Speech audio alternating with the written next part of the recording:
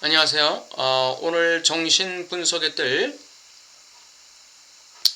락강 정신분석, 락강의 불안에 대해서 두 번째 시간을 갖도록 하겠습니다. 락강의 이 불안 개념이 키에르케고르의 불안의 개념에서 굉장히 유비되는 점이 있다는 사실을 오늘 좀 말씀드리고자 합니다. 형식적으로도 유비될 뿐 아니라 그 내용면에서도 상당히 유비된다는 것을 우리가 알 수 있어요. 키에르케고르에 있어서 그 불안은 어디서 온다고 했죠? 최초의 불안은 아담에게서, 아담의 최초의 이 피조된 상태, 즉 아담이 하나님 앞에 창조되었을 때는 순진함의 상태라고 그랬죠. 그 순진함의 상태라는 것은 그 평화와 안식이 있는 상태이지만 그 이면에는 사실 아무것도 없다는 거예요. 무가 존재한다는 거죠. 근데 아담은 그 무의 정체, 실체가 뭔지도 모른다는 거예요. 그러니까 무에 대한 무지, 이것이 아담에게 있어서 불안이었습니다. 이것이 키에르케고르의 용어에 의하면 정신이 꿈꾸고 있을 때의 상태라는 거예요. 지적의 용어로 말하면 힉스장의 스위치가 꺼져 있을 때, 지적의 그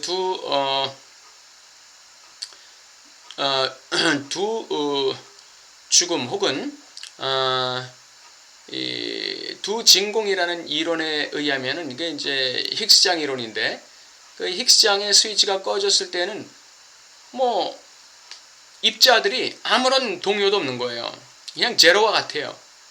충격도 없고 동요도 없고 흐름도 없고 그런 상태를 말하는 것이죠. 아담이 정신이 꿈꾸고 있는 상태, 즉 아담이 잠들어 있는 상태 또는 정신의 스위치가 꺼져 있는 상태가 바로 그런 상태라는 거죠. 그런데 정신의 스위치가 켜지면 어떤 현상이 일어나느냐? 지적이 말하는 힉스장 이론에서 힉스장 안에 스위치가 켜지면은 입자의 이동이 있다는 거예요. 입자의 이동이 있는데 그 입자의 이동을 만들어내는 원인이 바로 차이라는 것입니다. 압력의 차이라는 거예요. 그 압력의 차이 때문에 입자의 이동이 시작된다는 것이죠. 아담의 정신이 깨어있을 때 아담이 지각하게 되는 것은 하나님과의 차이예요. 하나님이 가진 지식과 자기가 가지고 있는 지식의 차이가 극명하게 지각되는 것이죠. 압도적으로 지각되는 거예요. 여기서 불안이 엄청나게 증폭되겠죠. 키에르케고르가 말하는 아담의 순진함의 상태에서의 그 불안이 엄청나게 증폭될 거예요. 여기다가 하나님께서 선악과 먹지 말라는 금지 명령을 주셨잖아요. 이 금령이 아담에게 주어졌을 때 아담은 그야말로 내가 하나님과의 이자관계 속에서의 안식과 평화의 상태를 그냥 유지할 것이냐, 아니면은 지식이라는 자유의 세계를 향해서 내가 나가야 할 것이냐, 그 양자택일의 기로에 서게 되는 것이죠. 그런데 키에르케고르는 아담이 제대로 된 방향으로 갔다 이렇게 얘기해요. 그 제대로 된 방향이라는 게 지식을 향한 방향이에요. 자유를 향한 방향이죠. 그것은 존재적 자유를 향한 방향이에요. 그렇지만 그 지식을 갖기 위해서 아담이 한 것은 바로 금지 명령을 어긴 것이죠. 선악을 알게 하는 나무의 실과를 먹게 된 것입니다. 그 결과 아담이 갖게 된 지식은 하나님의 지식이 아니었어요. 그것은 바로 자기가 벌거벗었다는 지식이었죠. 자기가 아무것도 아니었다는 그 지식. 자기는 원천적으로 벌거벗었고 자기의 소유는 아무것도 없었다는 사실. 내가 지금까지 그 하나님과 대화하고 마치 예수님과 동산에서 거닐면서 자기가 대단한 존재나 되는 것인 줄 알았는데 지식을 갖고 보니까 자기는 아담 아직 흙에 불과했다는 사실을 깨닫게 된 거예요.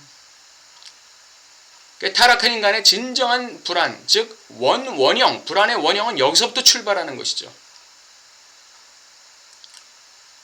그렇지만 이 키에르케고르의 이 불안과 타락의 이론이 아담에게 적용되는 게 아니라 타락 이후에 인간에게 적용된다면 그거 굉장히 일리가 있는 얘기예요. 왜냐하면 키에르케고르의 불안의 그 발생 원인은 바로 이자 관계에 있어요. 이자 관계에서의 유토피아적인 평화와 안식, 여기에 빠져 있을 때 인간 주체는 존재적인 불안을 느낄 수밖에 없다는 것이죠. 왜냐하면 이 인간 관계에서의 이자 관계 내지는 인간이 그 무엇과 맺는 관계, 그 누구와 맺는 관계, 이러한 이자 관계에는 근원적인 평화는 없다는 거예요. 근원적인 안식은 없다는 거예요.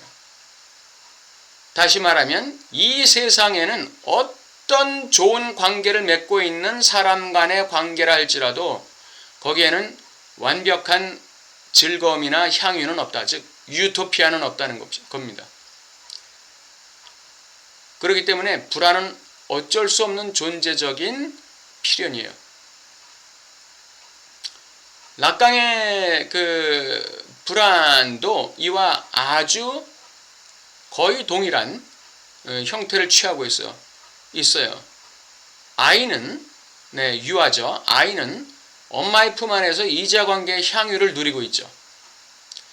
엄마의 그 품에서 아주 자기가 이 세상에서 더없이 행복한 그 상태를 누리고 있는 거예요. 이것이 바로 엄마와의 이자관계의 향유라고 얘기합니다. 그러나 이 향유 관계 속에서 주체는 소외돼요. 이 주체라는 것은 결국 존재를 얘기하는데, 아이의 존재를 의미하는데 존재는 소외된다는 거죠. 자아는 엄마와 향유 관계를 누리지만 아이의 주체는 존재적으로 소외, 즉 사라짐을 대가로 해서 엄마와의 향유를 누리고 있다는 거예요. 여기서 존재적인 불안이 생기게 되는 것이죠. 키에르케고르의 존재적 불안이 생기는 경로와 매우 흡사합니다. 그래서 아이가 엄마와의 이자관계의 향유 속에서 느끼는 존재적 불안이 아이로 하여금 선택을 하게 만드는 것입니다. 엄마와의 향유관계에 그대로 머물 것인지, 아니면 아버지의 법이라는, 부명이라는 이 아버지의 이름이라는 것의 주체의 상징을 통해서 세상을 향해서 결여된 주체로 세상에서의 새 출발할 것인지, 엄마의 품을 떠나서 세상이라는 현실 속에서 내가 독립된 주체로 설지, 이 양자택일의 기로에 서게 만드는 것이죠. 네.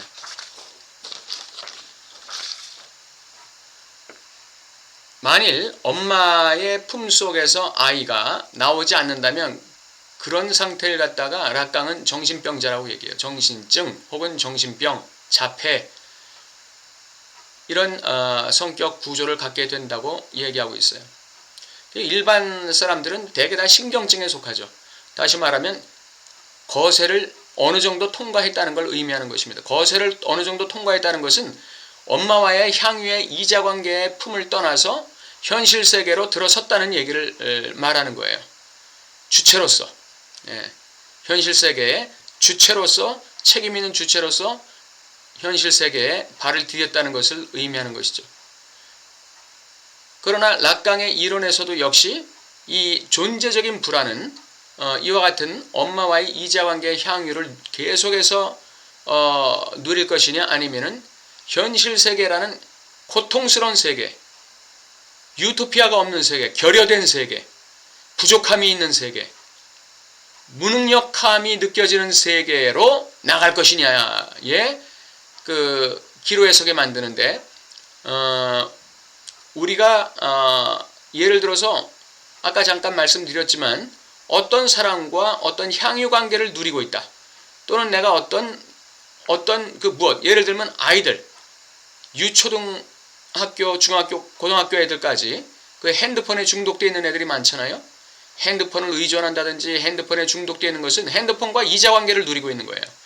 그건 마치 엄마와의 이자관계를 누리는 것과 똑같은 구조를 갖고 있는 것이죠. 여기서 아이들은 향유를 누리는 거예요. 이것이 바로 상상계적인 향유, 이거는 반드시 떠나야 되는 끊어야 되는 그러한 이자관계라고 할 수 있어요. 예. 그래서 현실 세계 속에 들어와야죠. 핸드폰이라는 게임이라는 의존 중독 관계 속에서부터 현실로 나와야 되는 거예요. 이게 거세예요. 이게 거세라는 것입니다.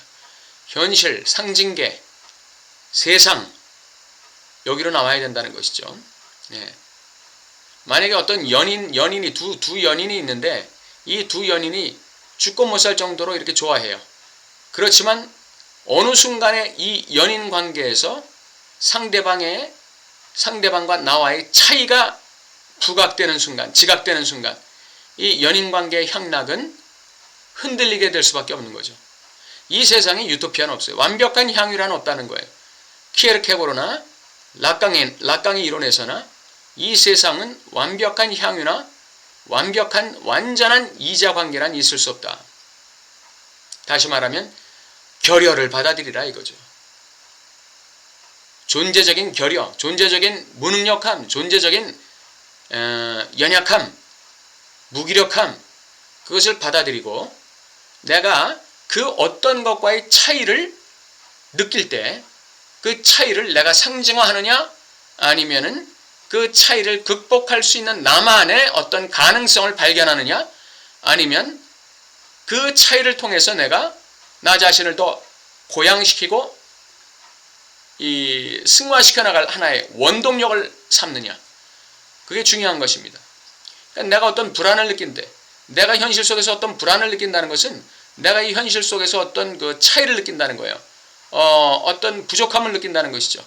나의 부족함, 무기력함, 연약함, 나의 어떤 한계를 느낀다는 걸 말하는 거예요. 불안을 느낀다는 건 현실 속에서 불안을 느낀다는 것은 이자관계의 불안은 떠났지만 이 현실 세계 속에서 들어와도 역시 불안은 여전히 존재하는 거예요. 그러나 이 이자관계에서 느끼는 존재적 불안보다 현실 속에서 느끼는 불안이 훨씬 더 쉽기 때문에 우리는 이 현실 속의 불안을 택할 수밖에 없는 거죠.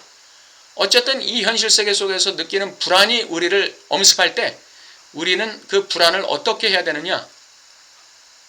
첫째는 나름대로 상징화시켜야 돼요. 이 불안이라는 실제를 나름대로 상징화, 다시 말하면 언어화시키고 의미화시킨다는 거예요. 내가 감당할 수 있을 만한 의미로 이 불안을 이렇게 감싸는 것이죠. 두 번째는 내가 가진 가능성을 극대화시키는 거예요. 그래서 이 불안을 상쇄시키는 것이죠. 세 번째는 이 불안을 통해서 내가 현실 속에 느끼는 결여, 부족함을 통해서 내가 나 자신을 더욱더 삶의 에너지로 추동시키는 거예요. 이 불안을 나의 삶의 에너지로 바꾸는 거예요. 이것이 우리가 불안을 다룰 수 있는 방법이 되겠습니다. 오늘은 여기까지 강의를 하도록 하겠습니다. 이러한 설명들이 여러분에게 여러분의 삶 속에 도움되시길 바람하지 않습니다.